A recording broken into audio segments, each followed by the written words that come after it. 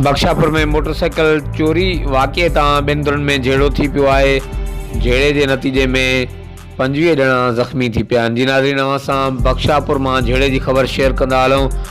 बख्शापुर वेझो गुबले थाणे जी हद ॻोठ अला रखियो बंगवार में मोटरसाइकिल जी चोरी तां बंगवार बिरादरी जे ॿिनि धुरनि में झेड़ो थी पियो आहे। झेड़े जे नतीजे में लठियूं ऐं कुहाड़ियूं लॻण सबबि हादीबख्श बंगवार, अलीजान बंगवार, मोहम्मद हसन बंगवार, मोहम्मद सिद्दीक बंगवार, पालवान बंगवार, शाहदोस्त बंगवार, बुढ़ो बंगवार, मोहम्मद मूसा, मीर दोस्त, अब्दुल रहीम, सदरदीन, आदिम, अब्दुल रज़ाक, गिलीजान, हायरदीन समेत 25 ॼणा ॿिन्ही धुरनि जा शदीद ज़ख़्मी थी पिया आहिनि। इतलाह ते गुबलो पुलिस वाक़े वारे हंधि पहुची ज़ख़्मियुनि खे इलाज लाइ बख्शापुर ऐं कंदकोट जे अस्पताल ॾांहुं मुंतक़िल कयो।